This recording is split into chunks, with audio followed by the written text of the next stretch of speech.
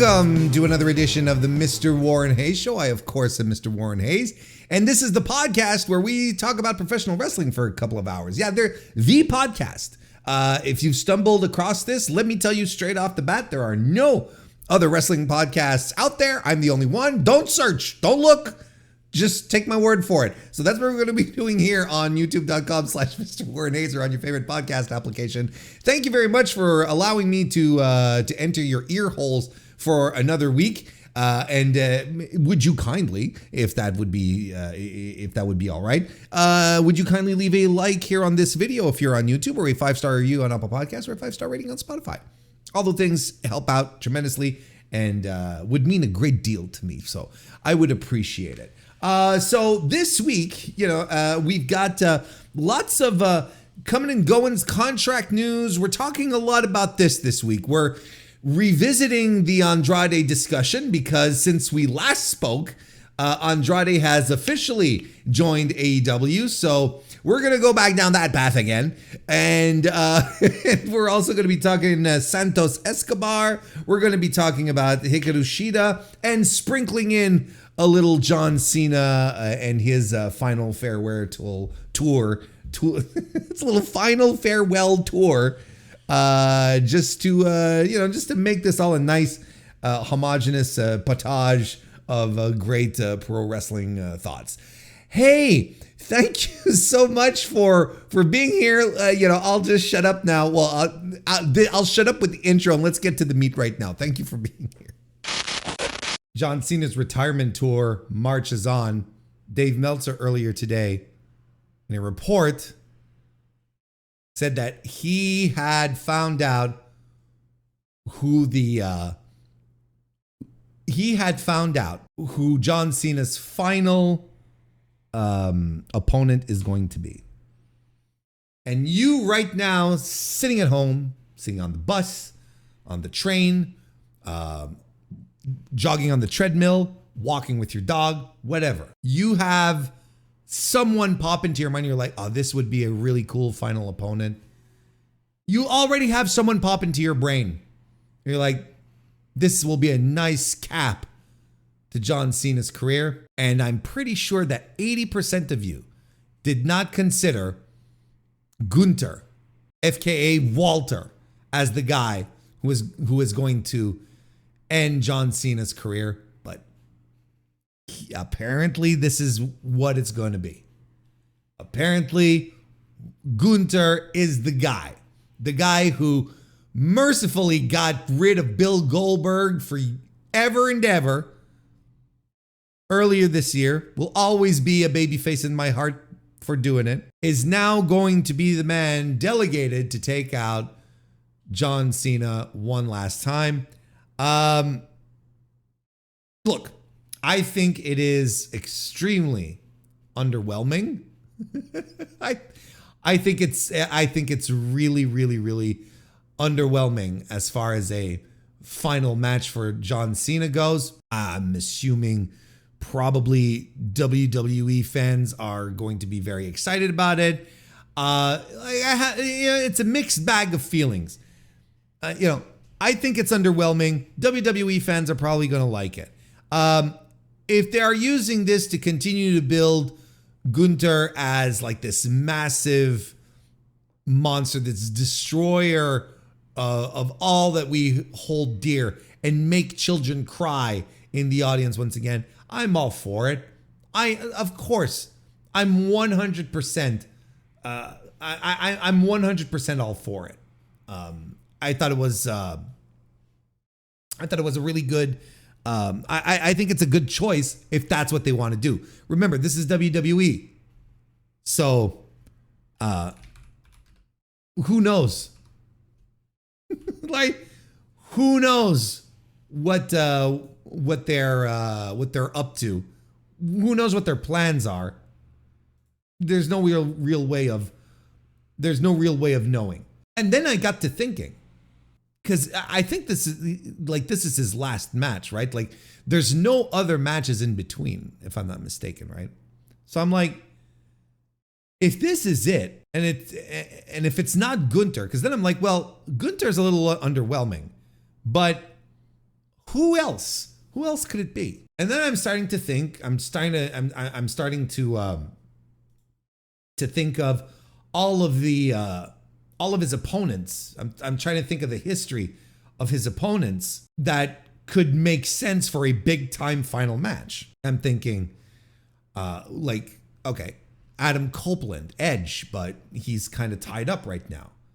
I'm thinking Rusev, maybe, but his feud with Rusev was mostly around the US title, right? So it's not even something all that exciting. Alberto Del Rio. Cute. We've already had the match with Randy. We've already had the match with Brock. We could stretch this out to say, well, a final match with Bray Wyatt would have been extremely meaningful. We've already had the CM Punk match, which really should have been the ender. That should have been the final match, because that has legitimate, true to form, compelling history. Question is, who out of his former rivals are still around, are still alive and kicking? Well, kicking. Not a lot of them are dead. AJ Styles. That was one that was thrown around quite a bit. Or why didn't they just serve up Roman? Why not just make a nice little diversion for Roman Reigns, the guy who basically took the torch? He was never handed the torch from John, right? It's like, it's almost as if Vince gave Roman another torch, and there were two guys with the torch, and Cena's torch still shined brighter, and Roman's could you could never get the flame to stay. It was always blown out. So I'm like, that would have been a much bigger match, one that would truly captivate wrestling fans in general. I'd say that could create buzz, having Roman being the last guy that Cena faces. But apparently that's not going to be the case. It's going to be Gunther. And again, I could only assume that it's because they want to make him the new legend killer. Retiring two of the sport of pro wrestling's biggest stars in 1 year.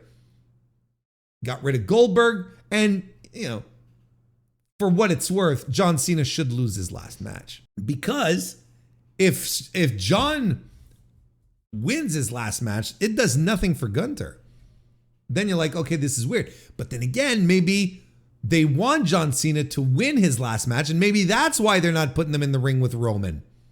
But then again, it's fucking Roman Reigns. Who cares? I'm kind of surprised. Is it just me? Or is the bigger match they could have gone with truly be Roman versus Cena?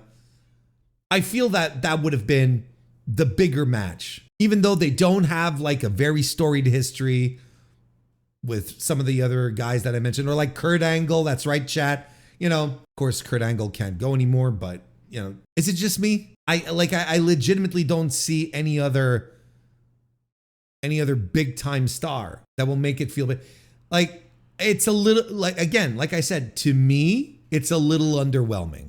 I'm not super impressed. It's not something that makes me go, oh boy, I might actually watch this. I'm like, bit of a womp womp send off, if you ask me.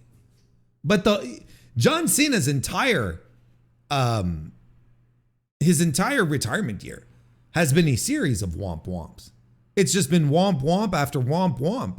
I can't see how anyone thinks that this was good. Look, in due fairness, anyone who thought that this was good is either a child or has started watching pro wrestling within the last 2 years or so. Because there's no way that anyone can look at this and say, who's watched a little bit of pro wrestling, and can go, oh yeah, this is fantastic. And I'm not going to sit here and try to sell you on Hiroshi Tanahashi's year either. Okay, let's be real here.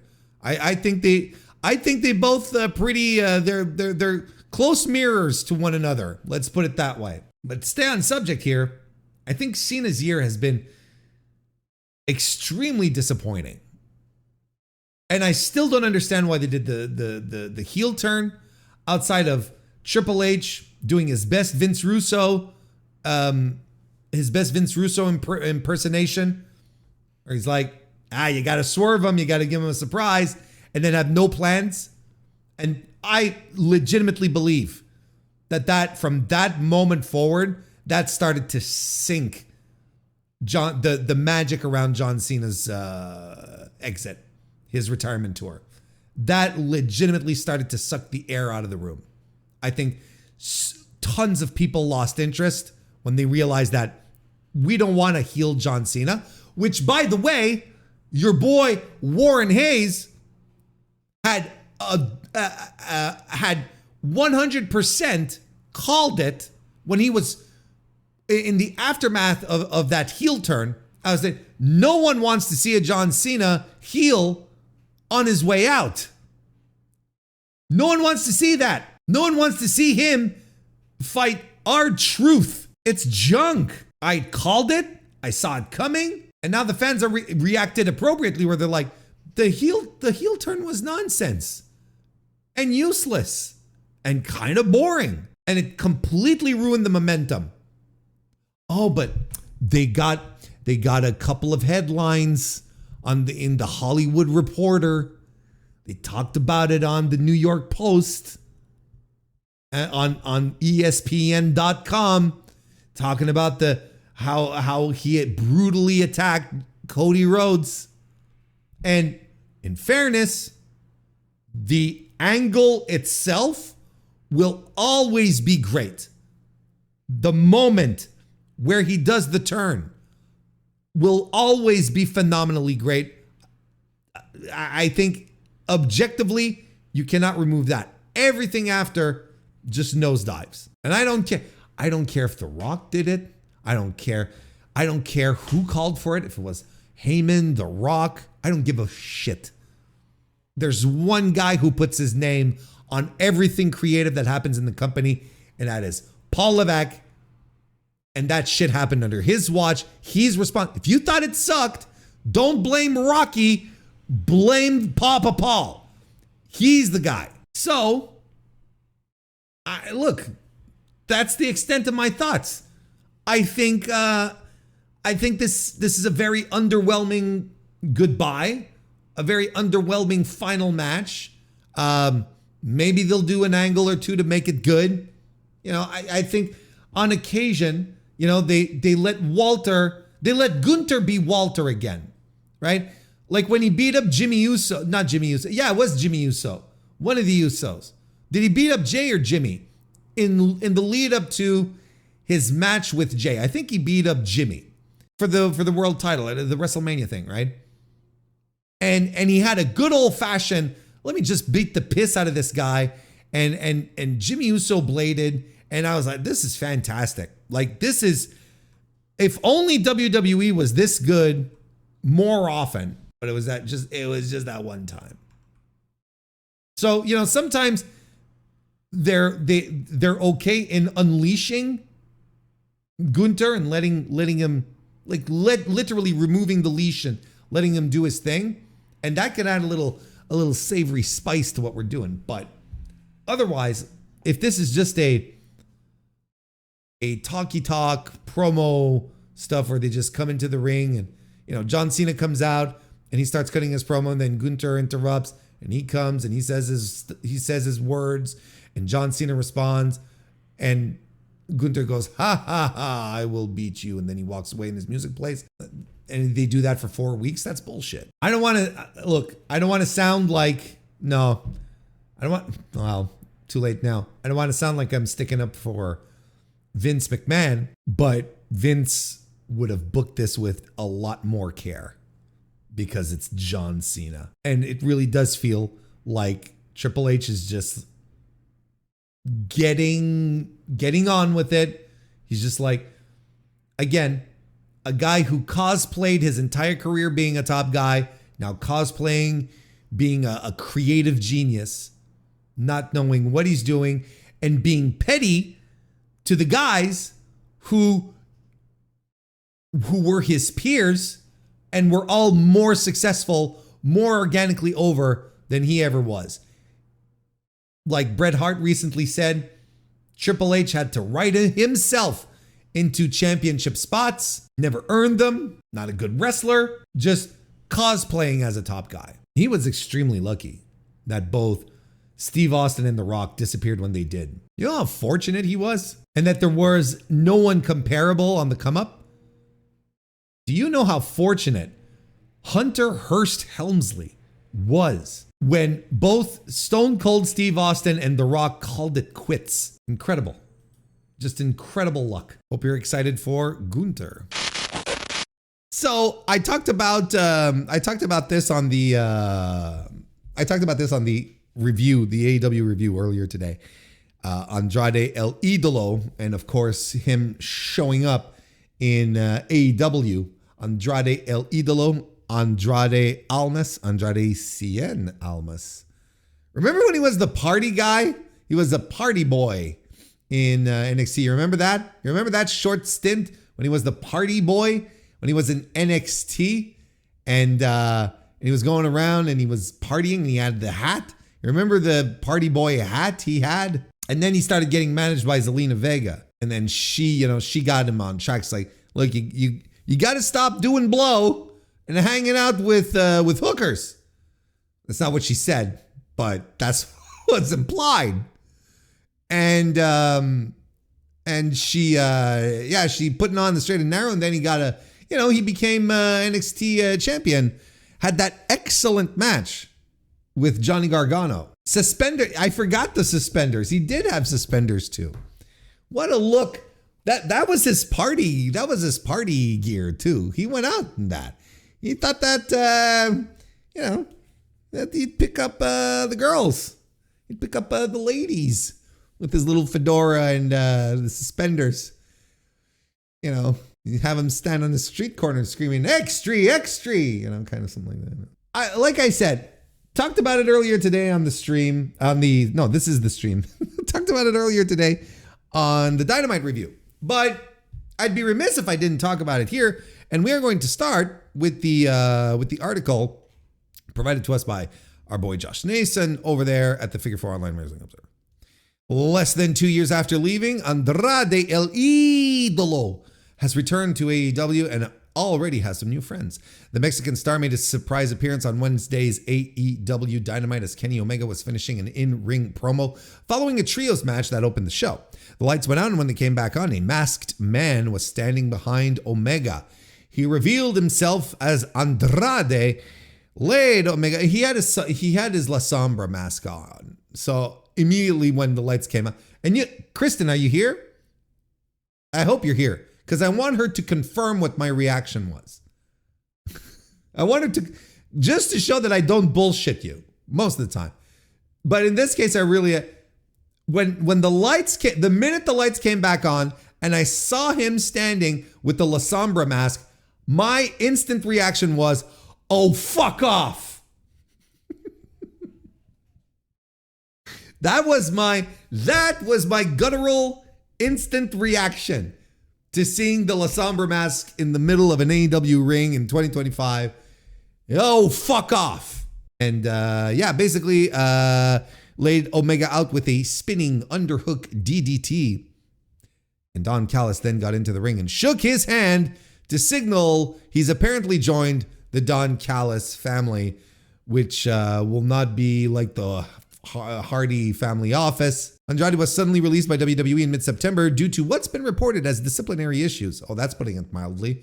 The 35-year-old already has an indie booking set for November, in addition to Mexico's The Crash this weekend. He declined to re-sign with AEW, departing at the end of 2023. He returned to WWE at the January 2024 Royal Rumble and later won the Speed title, Ooh La La, holding it for more than 160 days. His initial WWE run lasted from 2016 to 2020 and included an NXT title run and United States title run. Okay. Well, I mean, the cool thing here is that he has also joined, NXT, former WWE Speed Champion Ricochet. What I wanted to say was that there's probably some things that you will hear me that will be somewhat repetitive if you listen to all of my stuff, because this is kind of what I covered a couple of weeks ago when Andrade was released. I talk about it on the Dynamite review, so we're gonna and we're going around here as well. But I feel like I can go a little deeper, at least on the than on the review, because the review, you want to keep it rolling. You want people to, people are there for the review, so we're going to do the review. So, I am bewildered and befuddled that Andrade Cien Almas El Idolo, excuse me, is back on AEW television. I'm not mad. I'm not even angry. There's nothing to be angry about. I don't think. I think you can be stunned as someone who observes the business as objectively as possible. There's a bit of this where it's a head scratcher is what this is. And I want to make it clear. I am not upset that he's there. I am not saying he shouldn't be there. Guy can work. That's fine. I like the thing is that I enjoy Andrade. I don't hate him. You could put Andrade on my television and I will sit down and it's an Andrade match. It'll be good. It'll be fine. I'm not going to get a stinker. I'm not going to get something that I'm going to feel is going to waste my time. It's an Andrade match. It'll be great. It'll be good. It's fine. There's so many other people that could be on TV wrestling that I don't want to see. And there already are. So I'd much prefer watching Andrade do it, right? The issue that I have is why Tony Khan would bring him back. That's the issue I have. And I want to preface this right out the gate because we were talking about it at the tippy top of the stream, and I want to make sure, we got more people here. Hello and welcome, by the way. And I want to make sure that this is very, very clear because I think that everything is a big mush bowl of confusion as in regards to the discourse online. Again, I'm not upset that he's here, that he's gone, and I'm not that he's gone. I'm not upset that he's back with AEW. Not upset. And I also think that I also always had the feeling that the relationship between AEW or, let's say Tony Khan and Andrade was cordial and the split was probably amicable because let's not forget until the very end, until the very last day that Tony Khan could book him, he booked him. He booked him on the very last pay-per-view that Andrade could appear on against Nero, right? Was that the World's End thing? And he did the Continental Classic before that. And he did the entire Continental Classic and he ended with a really good win record, tying Eddie Kingston in points. And Eddie Kingston ended up winning the whole tournament. So he wasn't... I am 100% convinced that his departure from AEW was absolutely good. It was chill. Everyone, it was a good amicable split. I'm 100% convinced. But as I spoke about 2 weeks ago, it's despite that, if I'm Tony Khan, I don't want him back. This is a guy who was vocally, publicly miserable in his time in AEW, at least around the time where he started to feel like he wasn't being used properly. Then the vague tweets start, the woe is me tweets start, the black and white pictures of him sitting in a stairwell start, and it becomes transparent. And this is just as, WWE starts picking up steam, right? And starts the engines are revving and WWE is at its hottest. And now suddenly he wants to go back. And he cannot wait to get out of AEW. He even gets into backstage fights to try to get himself fired on top of that.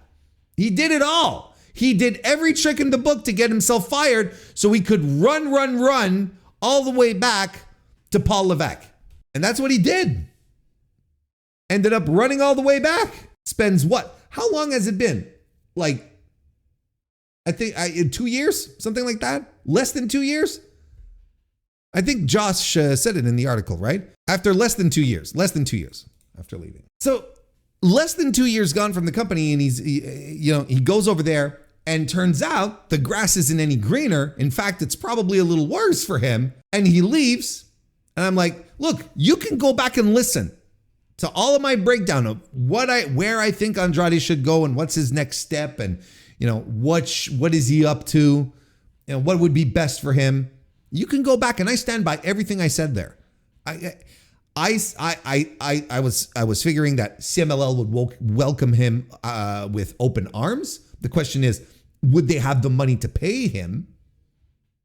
That's the thing, because our boy Andrade, I think at this stage in his life, I think he's developed a liking for the finer things, and maybe he can't get the price tag that he wants with CMLL. Same with New Japan. In New Japan, he has a history with. I'm sure they'd be like, sure, come on over. Like, they're hurting for stars. Although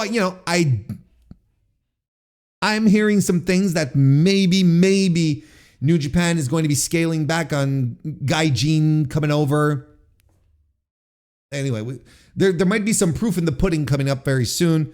Basically around Ninja Mac being pulled from, he said, I'm not going to be in Japan. He was probably supposed to be part of the Super Junior Tag League, but look, this is a whole other discussion.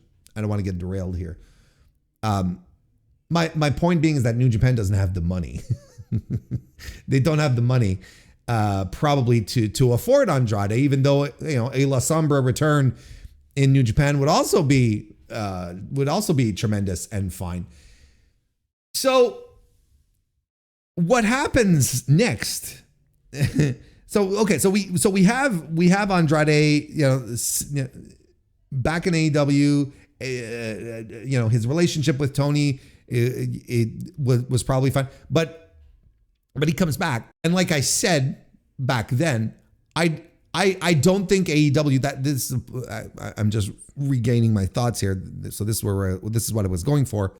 CMLL, New Japan, I call them as good spots for him to land, probable spots for him to land. TNA couldn't afford him either. That absolutely not. And I was like, well, AEW, I literally said it. If Tony brings back this malcontent back into his locker room, brings back into his locker room. If he brings Andrade back into his locker room, he's out to lunch. And I guess Tony's out to lunch. I don't know why he did this. I have legitimately no real significant reason, because I don't think the juice is worth the squeeze in Andrade's case. Like I said, I like Andrade enough. You could put much worse people out there, but he is not some great super worker. He's a guy whose only record, his only true record that he has, regardless of what promotion he's been in, is that he has always left on bad terms. Apparently, maybe not that bad with AEW, but he has always left with at least a stain, with a cloud. How about that? We'll do that. He has left every promotion he has ever been in under a dark cloud. That's what Andrade is most known for. Not for his, legendary main events, not for his unstoppable drawing power, or even just basic drawing power. He brings nothing. And pound for pound, ability for ability, I don't know what Andrade brings to AEW that you don't already have in the company. And again, I want to make this so clear. I'm speaking as someone who enjoys Andrade overall, but I don't know what will make him stand out in this company. I think there are much better workers in this company. You know, he put out a little secret list today of people he wants to wrestle. You know, Kenny Omega and, you know, John Moxley and Will Ospreay. And then there's another one that, you know, he's hidden out a lot of letters in this mystery list. And then there's one that's an M, and people are arguing if it's either MJF or Mystico.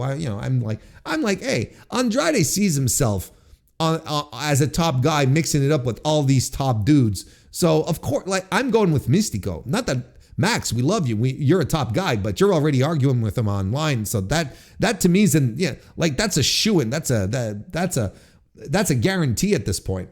But he sees himself as a top guy. Let's go with Mystico, right?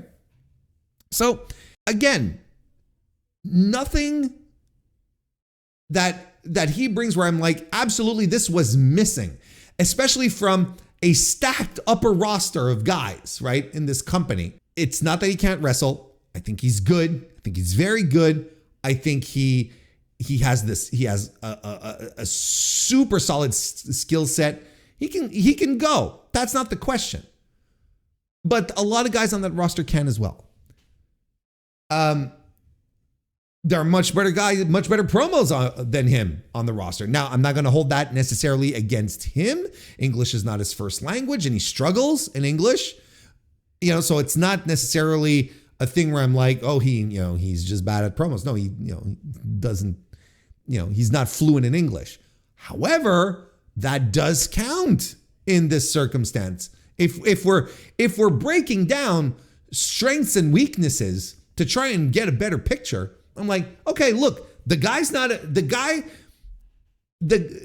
has never been proven to be a true main eventer. He's not a draw. He's a decent, solid, way above average wrestler. He's a very good wrestler. He can't promo. Why would you bring him in? Like, I'm legitimately baffled. I'm legitimately baffled.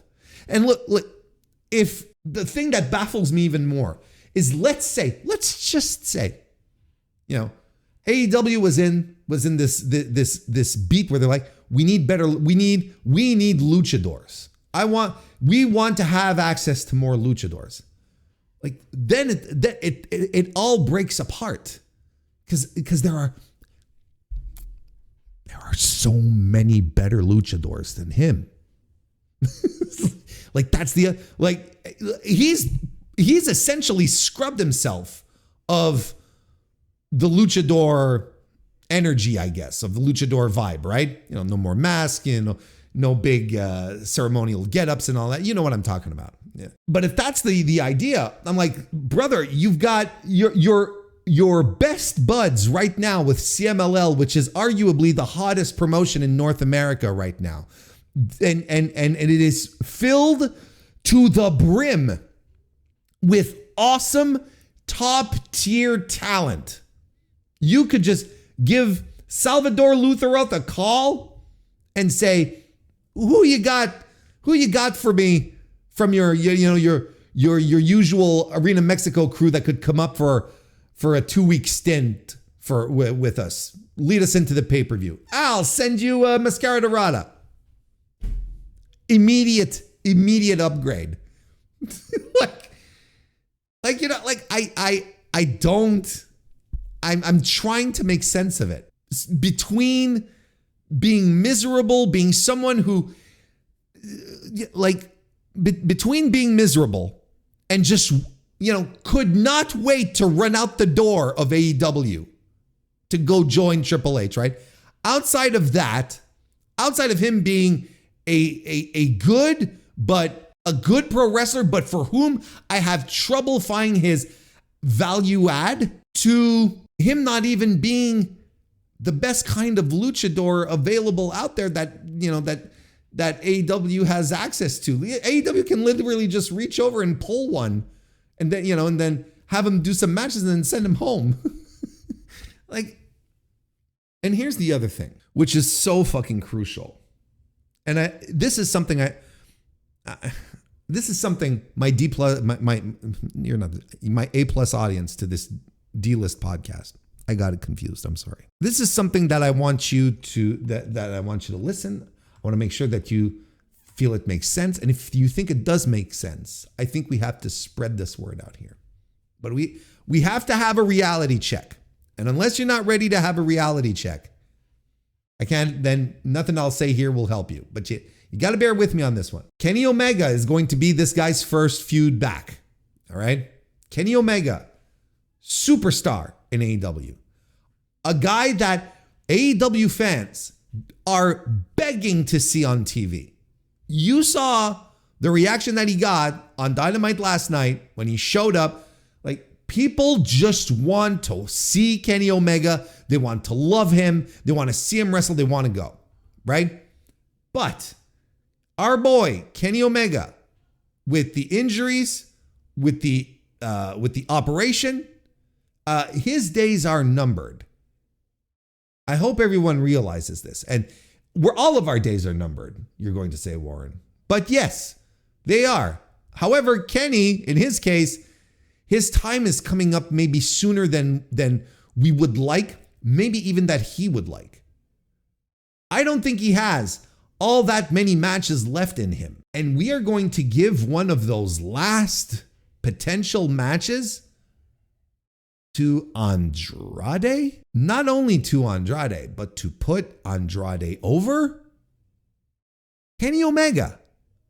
Let's just let this sink in for a second. Kenny Omega is being thrown into Andrade's first feud, a feud that Andrade should and will probably win. And this is how we're deciding to spend the precious time that we have left with Kenny Omega. This is what we're thinking of doing. Does that not come across as even more preposterous? Like, what is it in Andrade that people see that I don't? What is it?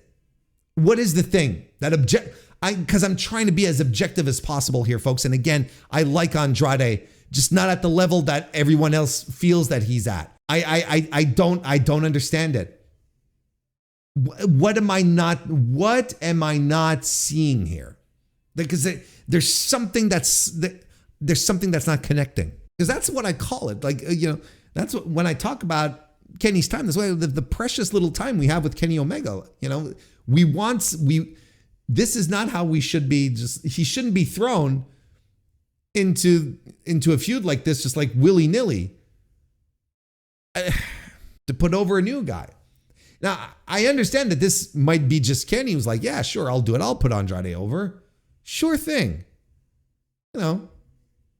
Because Kenny is one of those guys, right? He's just think about when All Elite Wrestling started, they kept him far away from the World Championship, and he worked with Mox and he worked to get Mox over. That's what Kenny does. It's like, it seems to me we're going a little too hard. Don't we think we're going a little too hard? It's an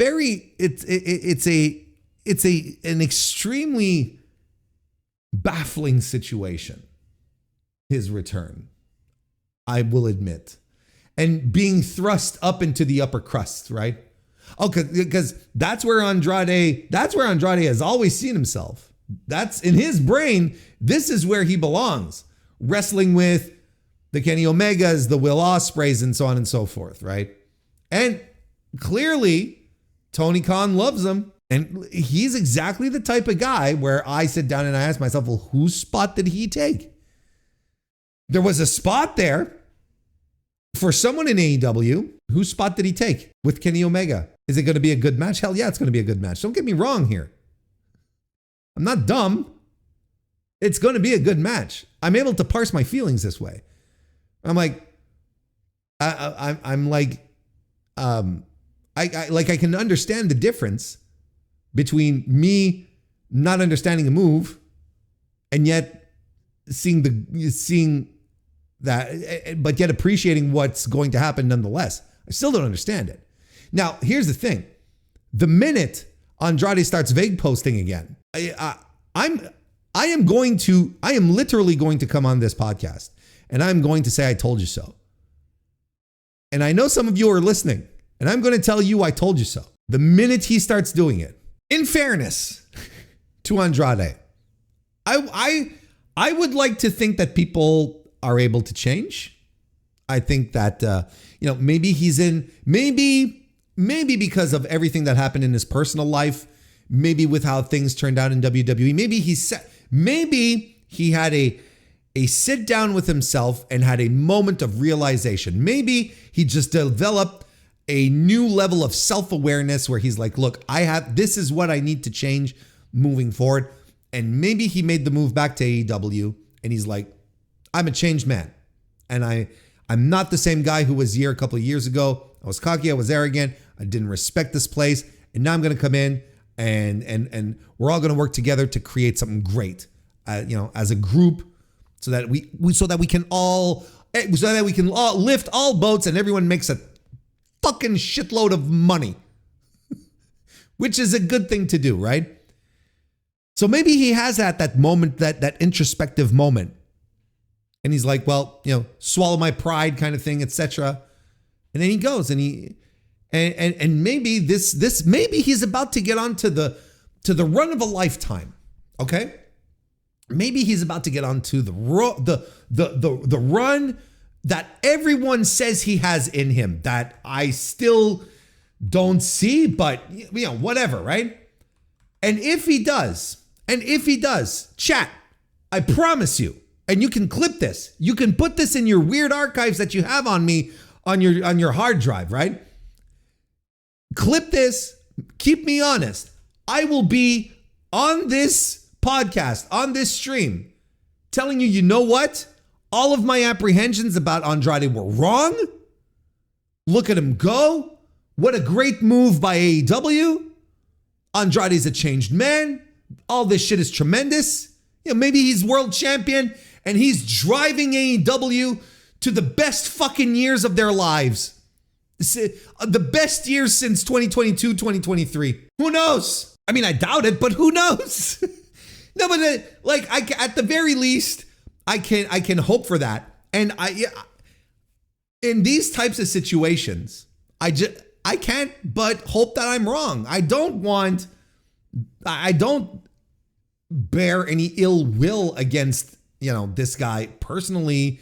He hasn't done anything to me or, to anyone else that I'm aware that is worthy of scorn, or, just, we're talking about Tessa Blanchard in the chat, right? Like nothing on that level where you're like, I don't care about this person. This person is awful.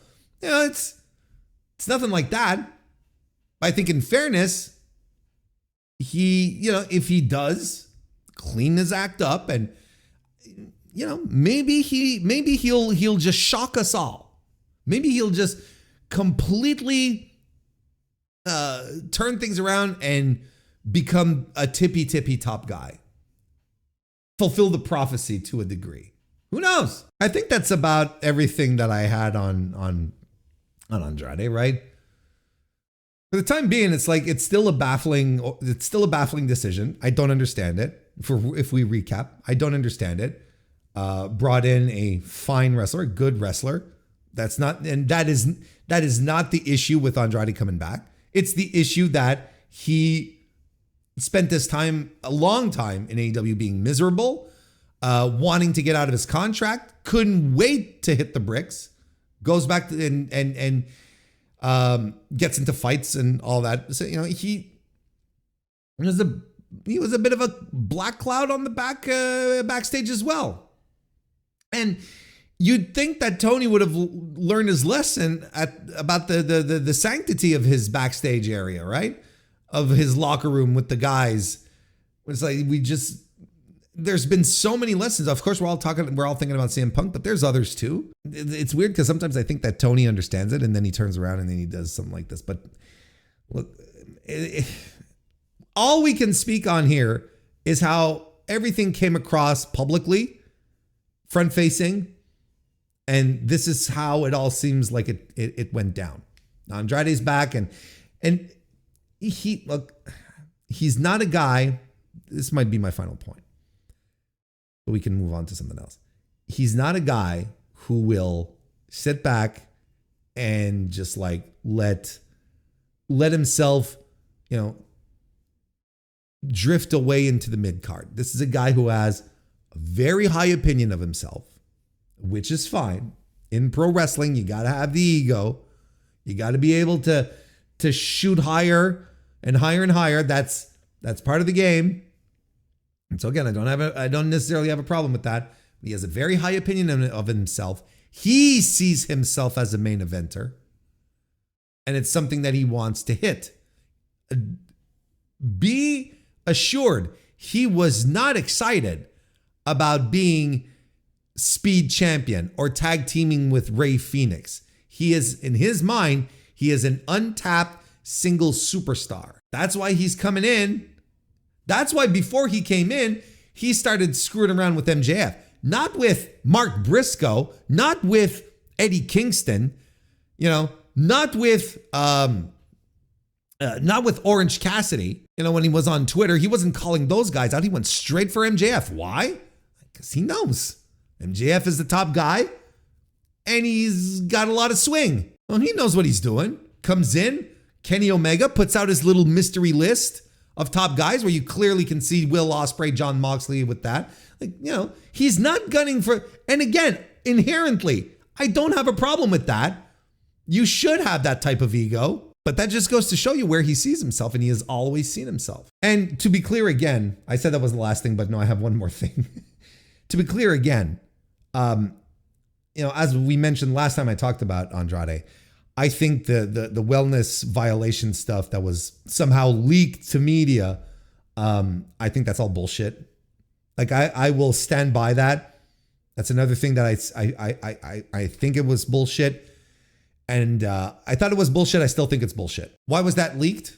Why was that sent out to the media if not to character assassinate a little bit?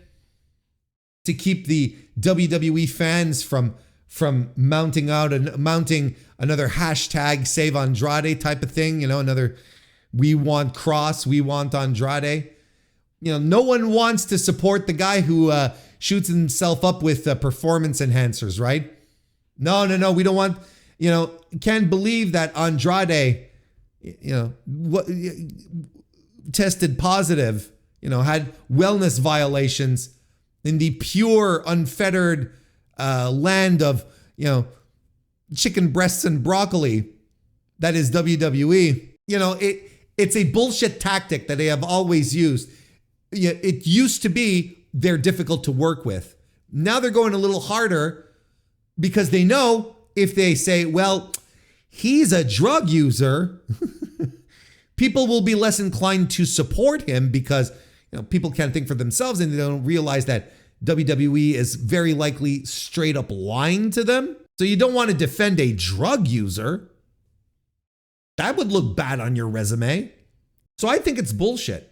Is there something else that, look, there might be some truth to it, but I think being singled out for that, being suspended and tossed to the curb for that, I think it might be a little bullshit. I think there's something else that happened. I think this is just a gut feeling. I have no information, just a gut feeling. But I feel like there's something else that happened that justified him being fired. Otherwise, hey, why is Randy Orton still wrestling and is not blowing wellness violations? AJ Styles, shall we go on? Brock Lesnar, for fuck's sake, did he take a test before they re-signed him? Motherfucker, come on now. This is why I think it's bullshit. That's why I think it's bullshit. And then WWE releases him. And that's the reason that they leak out. They're not going to give an official reason, but they leak it out. Smells dirty to me, brother. But nonetheless, the curious thing is that they really wanted him gone.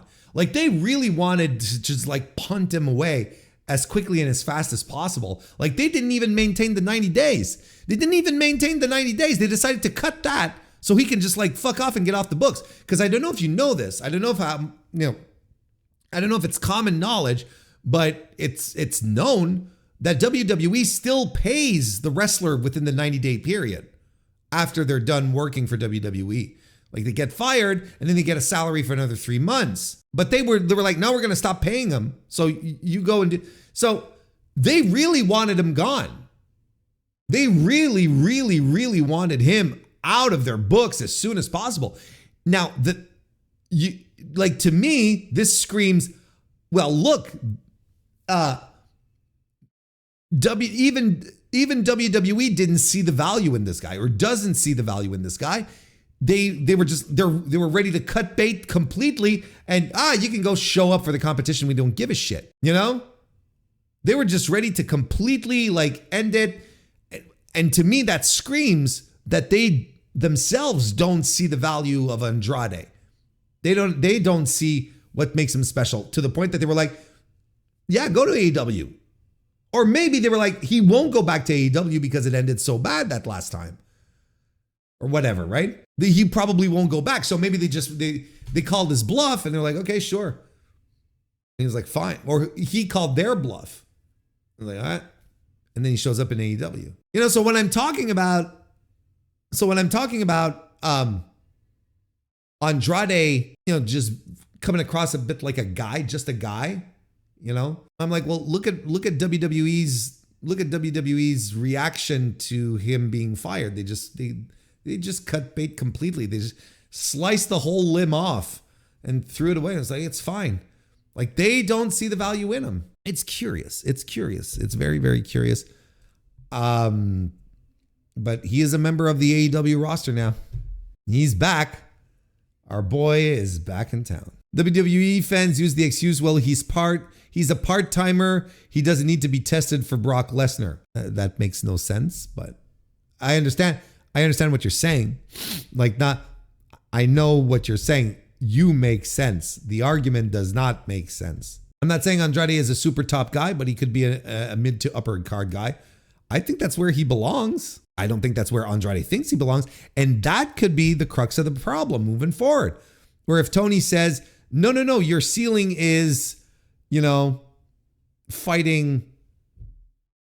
Your ceiling is Mark Briscoe. Andrade's not going to be happy with that. Now, your ceiling is TNT title. That's not going to fly with him. I think a lot of wrestlers in 2023 got fooled into thinking Paul Levesque would push them to the moon if they went to WWE.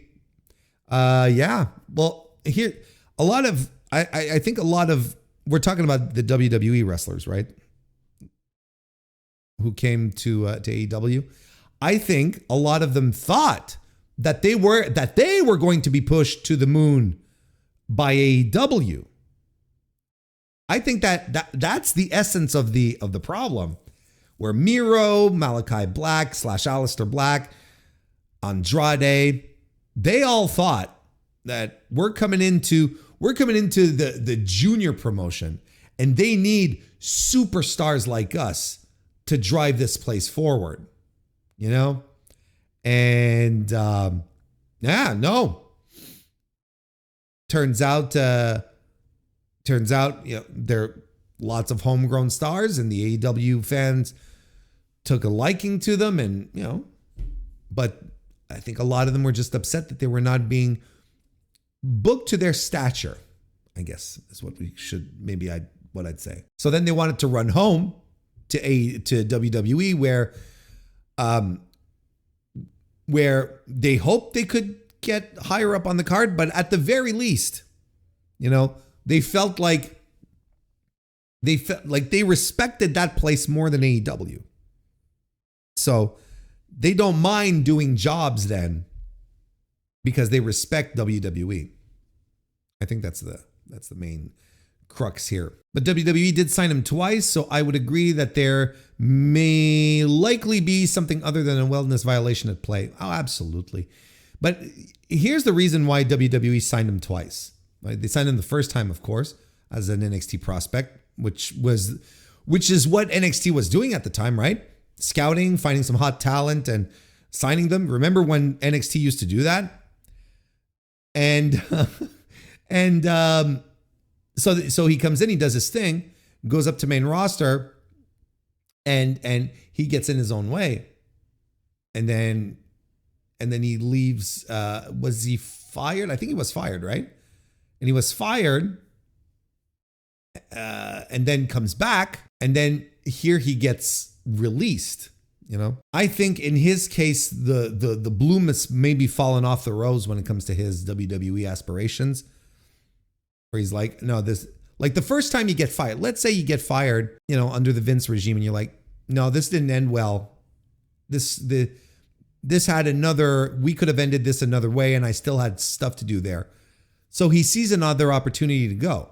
And Triple H just gobbles up that opportunity because Triple H just wants to bring people back to get pops. Triple H's specialty is bringing people back. That's his specialty. Everything else he stinks at. But now he's out of people to bring back. Now Paul is out of people to bring back. He's used up all of the people that he could. And all of the people he brought back, most of them are gone now. There's like Johnny Gargano, Candice LeRae, Dexter Lumis, Tommaso Ciampa. Well, Ciampa was never fired, right? I don't think Ciampa was fired. But he brought all these people back just so that he could elevate his profile. That's essentially what he did. He used these people to score points with the WWE fan base and to show, look, I'm not Vince, I'm better than Vince. But he never had it. Just like everything Paul does, never has a plan, doesn't know what to do with them. Now he gets to a point where it's like, well, we have to cut people. Like, I'm sure guys like Johnny Gargano are sweating it right now. I'm sure they are. So all these people that he brought back, he's just letting them go. They're disappearing. They cut Braun Strowman. That was another one, right? Braun Strowman is another one that was a big deal when he came back, and that was it. After that, oh, sorry, pal, we're done. It's just to boost Triple H's profile. He may be the single worst. I think he's the worst. I have a profound distaste for Triple H. Cosplayed as a top guy his entire career, and now he's cosplaying as some sort of creative genius in pro wrestling. When he's the hackiest hack and books more like Vince Russo than he would probably care to admit. Went off on a tangent there, but look, you want to get me hot? Get me talking about Paul Levesque. Let's begin by talking about Santos Escobar, aka who might be returning to his previous moniker of El Hijo del Fantasma, where it was Sean Ross Sapp who broke the news earlier today, saying that his contract is expiring soon. Now, I don't think anyone was necessarily surprised by this news because last week, I believe it was last week, Escobar tweeted out a black and white picture of himself looking pensive with an hourglass emoji in the tweet caption. So that's I don't think there's anything really necessarily shocking about that. However, what is kind of shocking is how soon his contract is up. Santos Escobar, who will be always remembered for his time in the LWO. Oh, I can't zoom any further than that. Damn it. I want to, because he's got the LWO tattoo right there on his hand, which I'm sure he's super happy he got that. Santos Escobar might be on his way out of WWE. His contract is up soon with no apparent signs of an extension. That report comes from Fightful Select Monday, who reported that we're reading off of the Figure 4 online. Got to give our props to our boy Josh Nason. That report comes from Fightful Select Monday, who reported that while it was implied he and WWE had discussed an extension, they were unable to confirm whether that has happened. The Legado del Fantasma member hasn't been in the ring since appearing in trios matches on WWE Super shows in Mexico in July 26 and 27. He has wrestled just 7 times overall this year, with 2 of those appearances coming in Battle Royals. Oh, that's the kiss of death for WWE. When you when you get when you're not being booked in singles matches, but you're being booked in battle royals. Oh, that's never good. That is never a good sign. The former El Hijo del Fantasma, Escobar signed with WWE in August 2019, got injured while training, and then started with NXT in February 2020 under his real name, Jorge Bolli. That's his real name, which was eventually changed to his current moniker after winning the NXT Cruiserweight title that same year. He, Wack and Wild, and Cruz del Toro were called up to main roster in October 2022, where he has remained ever since after splitting with the LWO. Escobar has been aligned with Los Garza. He was relatively quiet on social media for September, but has begun posting pictures of himself in his suit from a photo shoot, including the following, which included that's a lot of inclusions, Josh. We're including a lot of things here. From a photo shoot, including the following, which included an hourglass emoji you see below. The 41-year-old is both a former title holder in CMLL and AAA and has also wrestled for TNA in the past. Now, the thing that we don't have regarding the Escobar story here is that his contract allegedly, again, according to Fightful Select, is up at midnight tonight. Well, midnight Tuesday. Well, you know what I mean. I'm recording this on Monday. So if you're listening to this on the podcast, by the time you're listening to this on the podcast, his contract will have run out. So he just might absolutely be, on his way out. We might be done with the former King Cuerno. Yes, because that is the former King Cuerno from Lucha Underground. So let's go down the usual road that we take in these circumstances when there are departures, when there are people who are on the verge of, or speculation that we're leaving WWE or any promotion. Let's start peeling. How do you peel? Start peeling the layers here. My God. I'm sorry. So, first and foremost, contract situation. So, the report, like the report from Fightful says, it is implied that he and WWE had discussed an extension, but were unable to confirm whether that has happened. So, signs seem to be pointing towards Escobar not accepting terms that WWE might have for him, or WWE also might releasing the information, just releasing them and okay, well, we don't really need you. Because let's be honest. Let's be honest. What have they done with El Hijo del Fantasma since he's been up on main roster? Like, I know the LWO gimmick was like a fun thing for a while. I think WWE fans were into it. I kind of thought it was stupid. Bringing back what was essentially a parody of the NWO put together by Eddie Guerrero in the Luchadors in WCW, sort of to mock the NWO.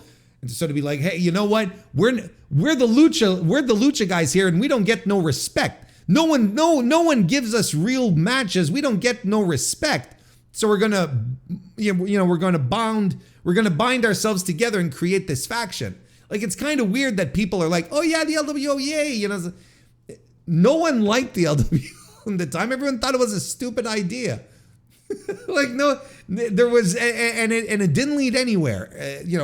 Outside of outside of Rey Mysterio Jr. unmasking, right? Because it was in these circumstances, right, that Rey was unmasked, if I'm not mistaken. My memory is a little fuzzy, although my brain could be fuzzy as well.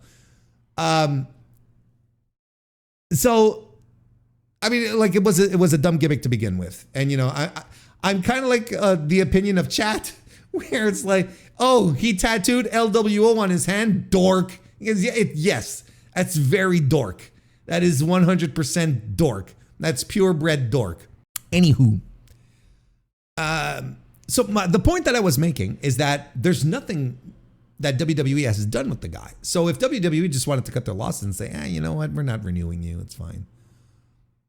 We're not renewing you, it's fine. Like, okay, that could be absolutely the circumstance here where they just decide to not hold on to him. But in a later tweet, Sean Ross Sapp also, not tweets, on Blue Sky, was a post on Blue Sky that I saw where he basically said, that, and I'm paraphrasing because I don't have it right in front of me. I should have loaded it up on the docket. I agree.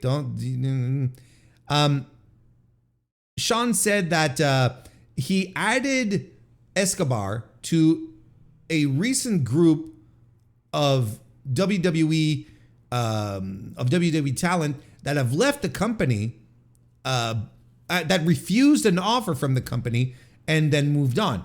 He threw Karrion Kross in there. He also talked about Jasmine Nix, and he added him into that group there.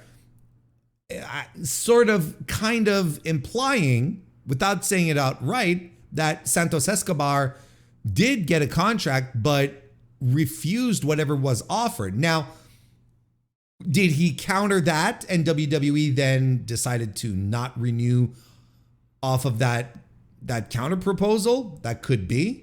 Remember Karrion Kross, right? Do you remember Karrion Kross? He was the talk of the town for about a week. A week that felt like a month, but a week nonetheless. But if you recall his retelling of the story, he outright said, I received the contract from WWE, looked at it, got back in contact with them, asking them, hey, how did you get to this number, right? Because WWE, as he sort of implied, said he, put a lot of things into consideration when building a new contract, like social media importance and numbers and stuff like that. It's not just does he draw? There's a whole bunch of things that go around. So so he's kind of like wondering, how did WWE come to this amount that they're offering me? What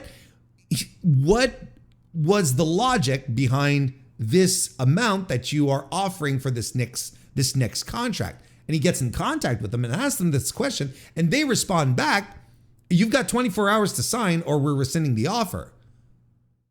Like so he was like, okay, well, fuck you then. It's all right. I'm out of here. And good for him. Jasmine Nix, right? She gets the contract. She goes, nope. I've been shutting down other offers. Like I moved from Iceland all the way over here. I used to play pro soccer over there, moved all the way over here. I've been getting calls for all sorts of different opportunities, and I've been shutting them down because my WWE contract doesn't allow me to do this. I get paid under $70,000 a year to do this. No, I'm worth more than this, and thank you, but no thank you. And that's it. She's probably done with pro wrestling, and she's probably moving back to Iceland or whatever, and doing whatever the fuck she wants to do at this point. And good for her. So is Escobar one of these individuals who that falls into this group of individuals, is what I'm trying to say. Is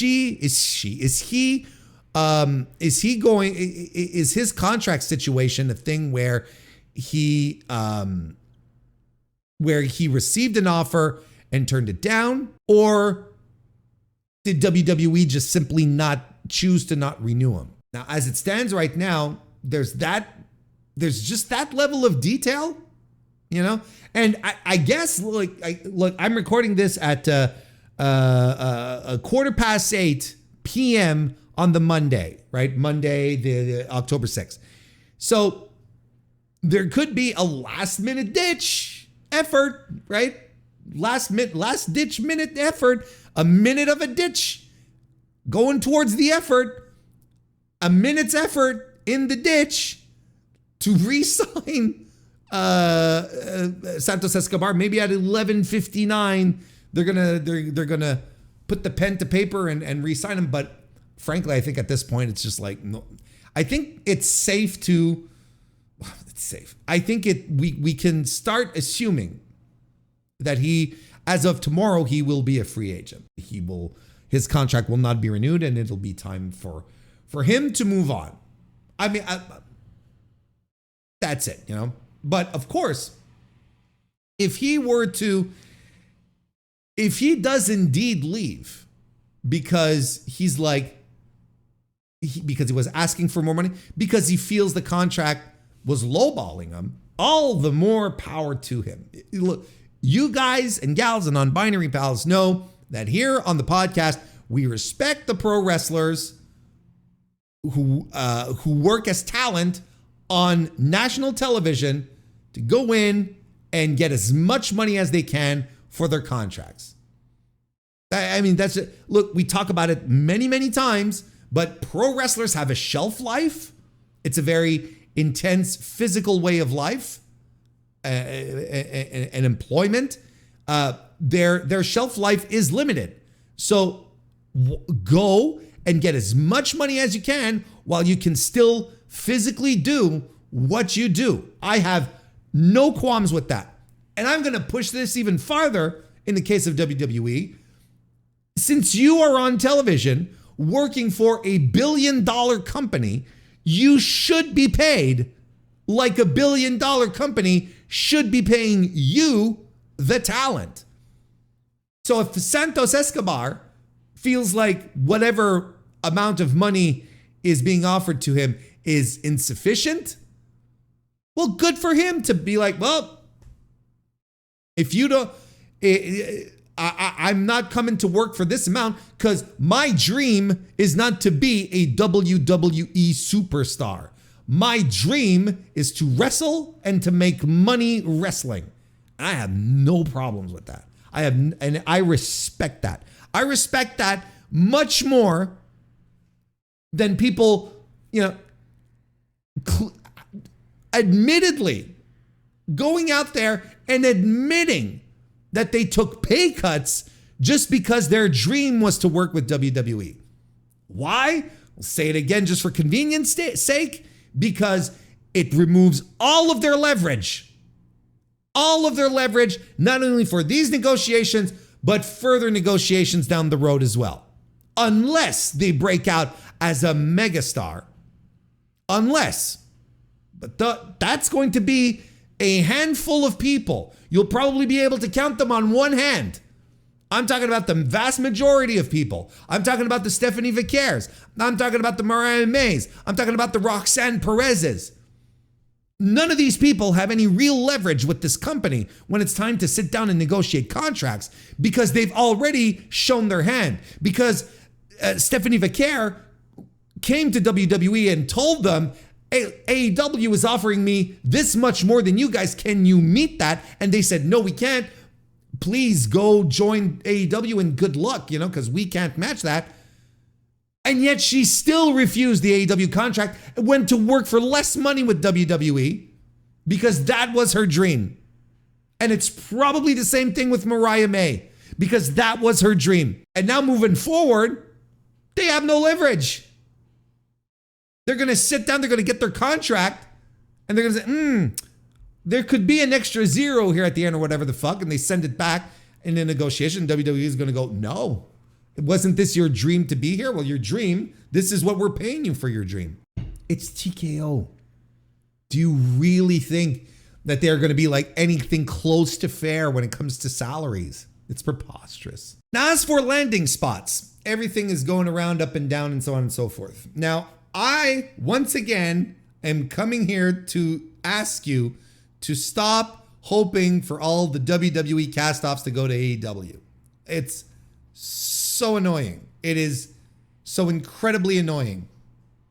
And we just got done with Andrade. And look at what that situation has done. Look at what that has created. What a fucking weekend Dave Meltzer had. We're not getting into that. But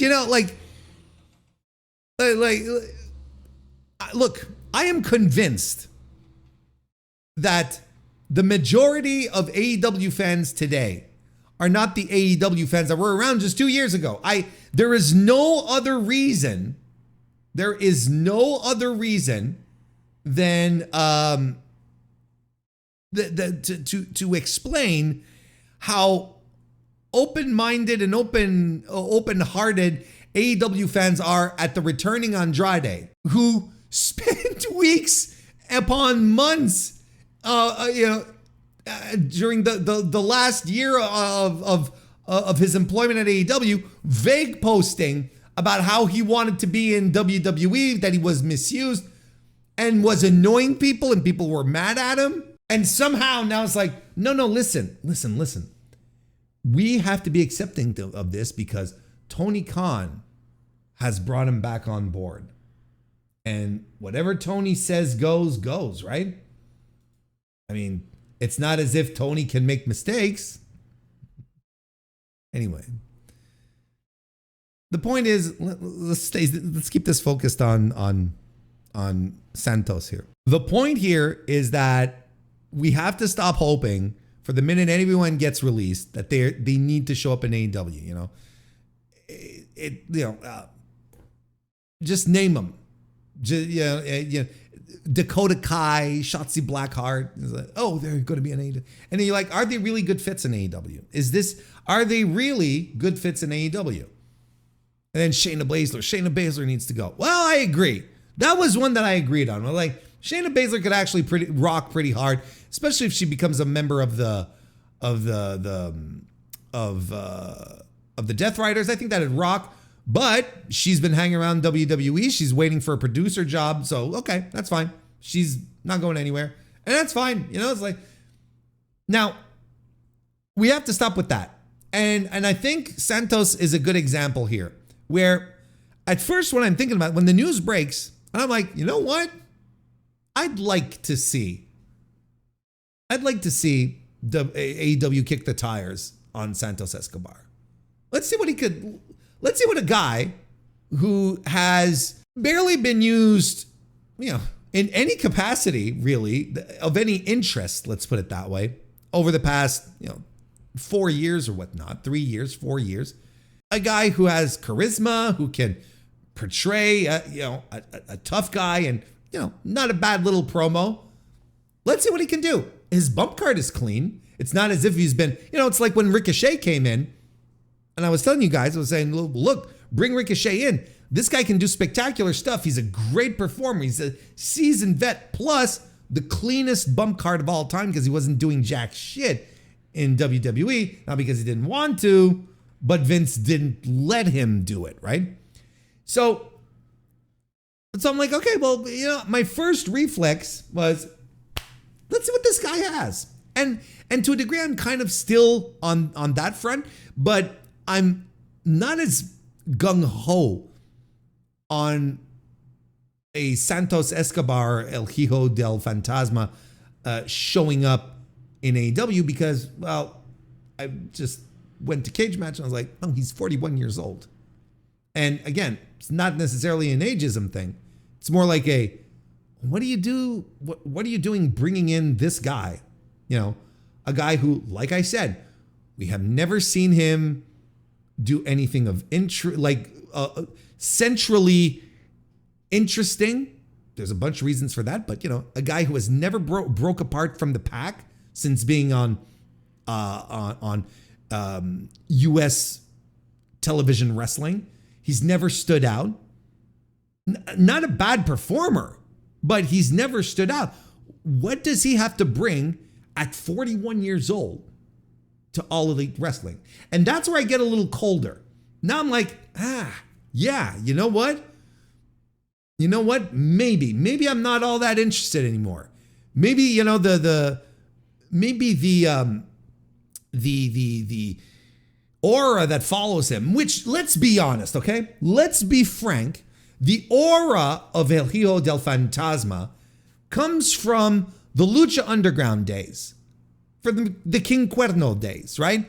That's where his aura comes from. And I think people are still married to the idea that this guy is some great wrestler is because they had They have great memories of Lucha Underground, which we must not forget was an overly produced professional wrestling show that was put together really like a TV show and was shot at the perfect angles and whatnot to always have everyone look great. This is one of the reasons why Penta El Zero Miedo back in the day or whatever, when he was on Lucha Underground, everyone thought he was the greatest fucking wrestler on planet Earth because of the editing. And then you see him live and, especially at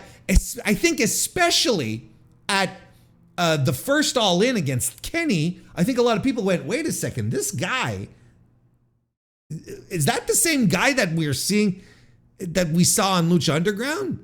Because he's not that dynamic. He's not as crisp and sharp. And there was a lot of production that was put into Lucha Underground that removed the natural flow of a pro wrestling match that helped to benefit the wrestlers that were in the ring, that were involved in that.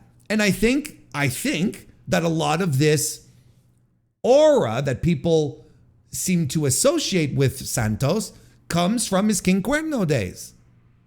And he's never shaken it, good for him, but he's never and they hinted at it, of course, when he formed his stable, the Legado del Fantasma, back in NXT, but it hasn't it hasn't carried over, definitely not into WWE, where he's an LWO geek. So I think a lot of impressions that people have about him might be skewered a little, might be nostalgia kicking in, might be because someone heard someone say,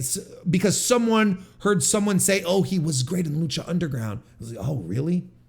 I'm not saying that everyone looked great in Lucha Underground, but there were clearly people that, the people that were pushed, the people that were meant to be centerpieces, they were protected. And things were made for them to look really, really, really, really good. And this is not necessarily a criticism or a knock. I'm just like, this is how it happened. So I think this is part of the situation here where they're like, but what has he done? He's done nothing. And yes, his booking is part of it, but he did not break away from the pack. He feels like one of the guys. Now, should Tony bring him in and give him a shot? I don't know. At 41, because again, like I always like to say these days when we're starting to get people moving around and, maybe AEW should pick them up. The question you, as a wrestling fan, have to ask yourself is, whose spot will he be taking then? Because if he's brought in, he's taking someone's spot. Someone who's already on TV or someone who's not on TV. But he's taking someone's spot. Now, are you comfortable with him being on Dynamite on Wednesday and not seeing, name your favorite wrestler there? And outside of the big three and Mox and Kenny and the Bucks and Tony and Mercedes and, Statlander these days, outside of the inevitable stars, right? Whose spot is he taking that you're comfortable with? Orange Cassidy? I don't know. Ricochet? Someone a little more on the lower card? Someone who might be on the come up? Will we see less opportunities for Daniel Garcia to have big singles matches in his new Death Rider environment because Santos Escobar is here and we got to make time for him? You see what I mean? Does that mean we get to see less Hechicero?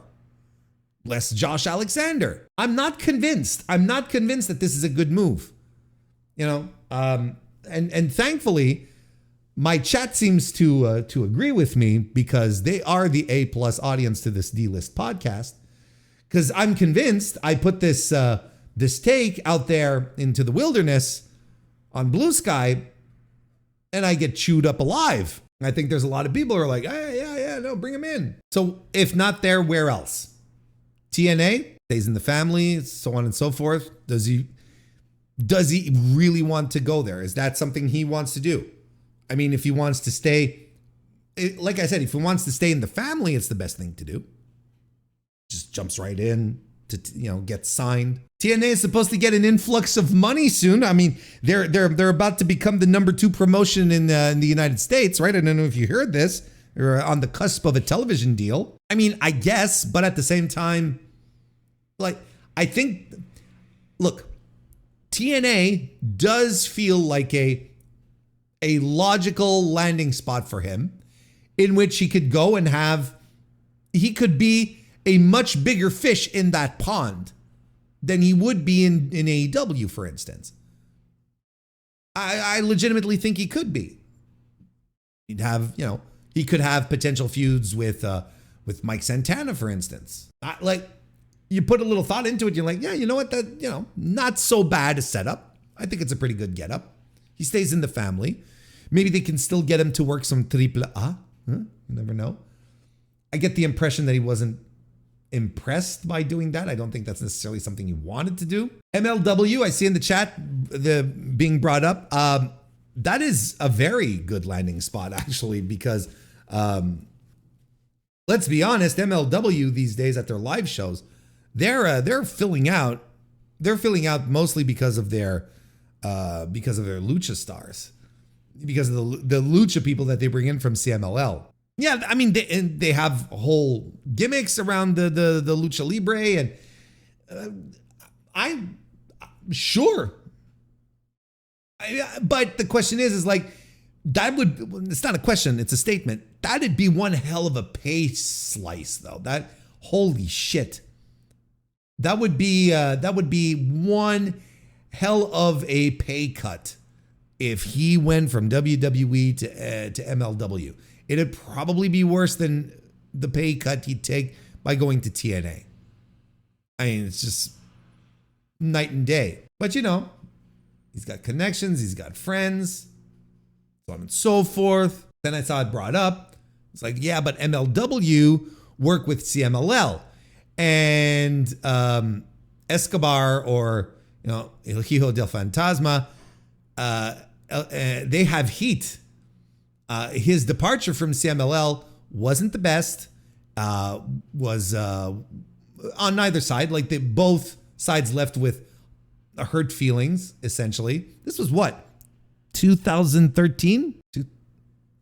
2012, 2013, something like that. And he went straight to AAA, which really didn't help his cause. And as we've said multiple times on this show, CMLL are petty and they remember. And if you wrong them, you will be blacklisted. Your name will be erased from history. They will never even allude to your name. That's how fucking petty CMLL can be if you don't do business the right way. Now, recently we've seen previous wrestlers who previously had issues with CMLL, if only because of associations with AAA. We've seen these wrestlers appear on CMLL shows, particularly in Arena Mexico on Friday nights, which is the big show, right? We can go back a few months to Penta and Rey Fenix showing up there as what was it, King Bro and I can't remember, because they couldn't use their AAA names and they were on their way out from AEW. Anyway. But they showed up in CMLL. Bandito, Beast Mortos are also two good examples of people who never thought they would work CMLL again or ever, depending on the case. And then they're working Arena Mexico and having great matches. Has enough time elapsed? It's been 14 years since Fantasma Jr. Hit the bricks in a bit of a messy departure. I mean, his dad is still very much involved in the inner workings of CMLL. Wrestling fans, lucha fans, would pop huge for, Fantasma and El Hijo del Fantasma sitting next to each other, in this ringside at an arena in Mexico. They'd understand the significance of it. I think he could come in and have some nice little matches. But then I wonder, like, how much does CMLL really, how much are they really banking on bringing in talent that maybe has a clear expiration date on them when they are right now absolutely 100% building for the post-Místico world, when Místico still today is still going real strong, right? Místico is not like, he's in no spot, like, he's not like Hiroshi Tanahashi, right? Where Tanahashi's, he's completely destroyed his knees, you can hear the knees squeak all the way over here when he wrestles. And yet, despite the fact that Místico is still going strong, they're already building up the future generation. Mascara Dorada, Zandakan Jr., Neon, those are three guys that are clearly being pushed as being the future, as the next Technicos and Rudos that will carry CMLL into the next generation. They were doing that for a short while with Sabarano Jr. as well, but he got injured out. He'll be back soon, though. Hopefully, he'll be able to pick his steam back up. But nonetheless, like in this ecosystem that CMLL has already established, where does El Hijo del Fantasma fit in here? I don't have a good answer for you. Maybe there is like value for Lucha Libre fans where it's like, yeah, okay, he's back, and the prodigal son returns.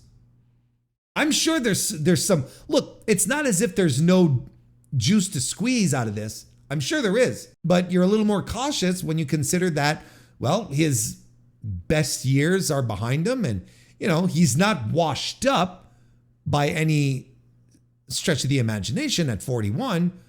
But you just have to wonder, like, he's been just so bland and so average and just another guy, just another dude out there on the roster in WWE, nothing special.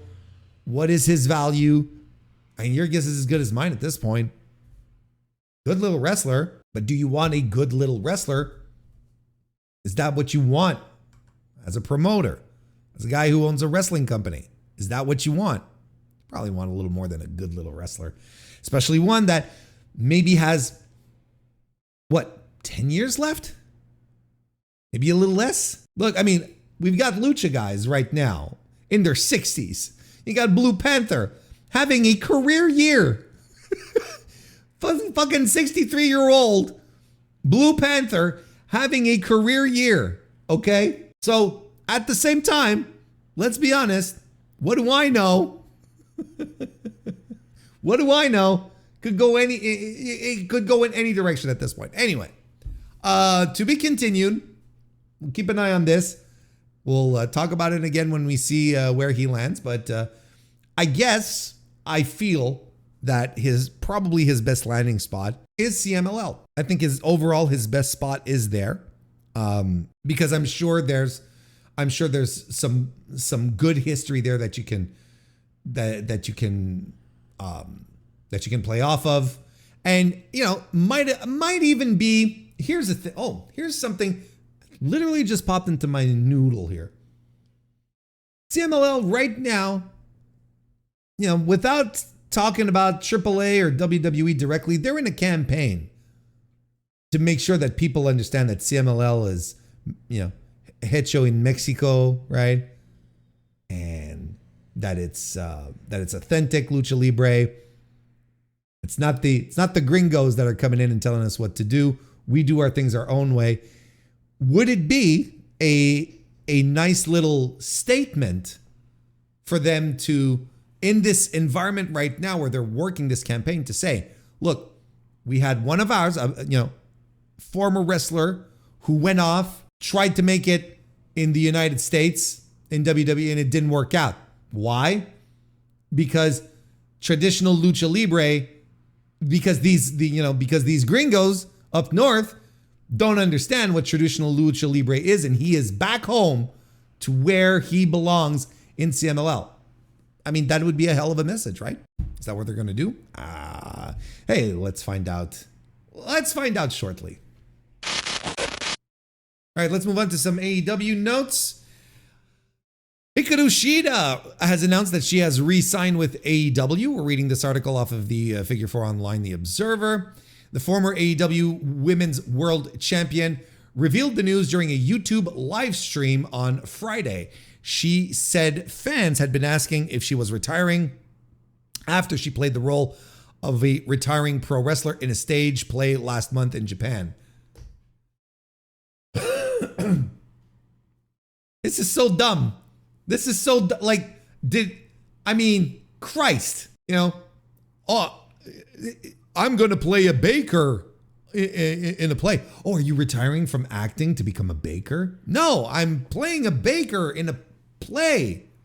Jesus Christ. Shida said, quote, I was the main character. The show was almost 2 hours. I think only 5 minutes without me during the whole show. It was the hardest stage play for me, whole 10 years, but it was really great. She says it's about a wrestler. The title was Retirement. And this is the story of the wrestler who just announced her retirement, and that's me. Actually, after the show, many fans asked me, are you retiring or is it just a play? And of course, it's just a play. I'm not retiring. I just renewed my visa and contract, so I'm not retiring. But fans asked me, so that means my acting was too good. I'm sure you were fine, don't get me wrong, but also those fans were a little dumb.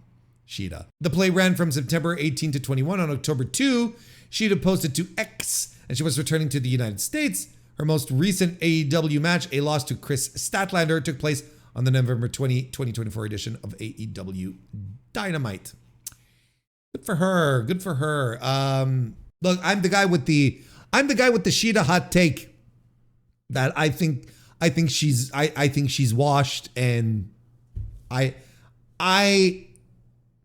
cannot get excited at a Hikaru Shida return to AEW. And even if she's not washed, let's say, because look, that run that she had before disappearing, in 2024, wasn't great, boys and girls. It wasn't. Those were not fantastic matches. They were actually pretty fucking tedious. And I think Hikaru Shida is probably one of the most overrated wrestlers appearing on American TV wrestling. Because the Shida fans have there's no middle ground with them. There's absolutely no middle ground with the Shida fans. She's great, and that's all there is to it. And if you're even mildly critical, and I'm not mildly critical, but if, let's say, you're mildly critical about Hikaru Shida, it's like, oh, you're so wrong. She's so great. What is wrong with you? Get the dogs. They come after you. But like I said, I am not mildly critical of Hikaru Shida. She bores me to tears now. I think her strikes are soft. I think she's sloppy. And now we're going to get the bevy of excuses when she comes back and starts wrestling. Oh, well, you need to give her time, Warren. She hasn't been wrestling for a while. She needs to shake off the ring rust. Go fucking wrestle in Act Res or do some indies. Like, I wish people would realize that the AEW women's division right now at the top is so incredibly good and competitive, and has left behind someone like Shida, just like it has left behind someone like Britt Baker. I don't know how either of these two women fit in the 2025 edition of AEW Dynamite. I don't know. I don't know where to go on that front. Look, I'm glad if you're excited. If you're excited for Hikaru Shida to return, that's fine. But I believe Shida fans are in love with a vision that they have of Hikaru Shida as opposed to what exactly Hikaru Shida does in the ring. Don't get me wrong. When she used to do the full suit with the tie, I was like, God damn, this is a fucking great look. You know, I thought this is tremendous. I hope this is like a kickoff to something great. And then she wrestles and you're like, all right, well, that's Shida for you. And I also understand that a lot of Day One fans are very attached to her because of her own past, because of her COVID reign, right? That she did over, which was admittedly good in front of no fans, and people are like, oh, well, she deserves to get the world title because, you know, she was a champion, she was a multi-time champion, but never really in front of the audience, and she deserves her flowers. And I'm like, does she? Does she? Because there's a couple of other people on that roster that I would like to see have a world championship run before Hikaru Shida does. Again, quite frankly, one of them being Willow Nightingale. I'd like to see Jamie Hayter with another run. You know, a proper run where she doesn't get injured. And she has a really stunning run. Not gonna lie, little world champion Tekla, that works for me, brother. I don't know, man. I don't see it with Shida anymore. I think she feels like from another, a bygone era of the company. I don't see how she fits into 2025 AEW. I don't get it. I'm not on their side, and trust me, they're out there. They are all out there. The Shida fans. They're in the Discord. They're everywhere. So, you know, I try not to, you know, sometimes I see the conversations on Blue Sky, for instance, and I'm like, you know, oh man, I can't wait for Shida to return. She did. And I ask myself every time, do I really need to post to this person that the person that they like stinks? I'm like, no, I don't want to be that guy. You know what I mean? I don't want to be that guy going into another guy's or gal's response, post, I should say, and respond, Shida stinks, because it's an awful thing to do. And I don't want to be that guy. But on my podcast, on my streams, I'll bury the shit out of her. Just give me a reason. Or let's be positive. Maybe I'll get into some good graces again with some very joyful people. Let's be positive. Maybe she will have a series of performances that will blow me away. Maybe she'll be back into the greatest shape of her life, and she'll be in complete command of the square-headed circle. And then I will come on this podcast, on this live stream or wherever, and I will tell you, hey, you know what? I was wrong.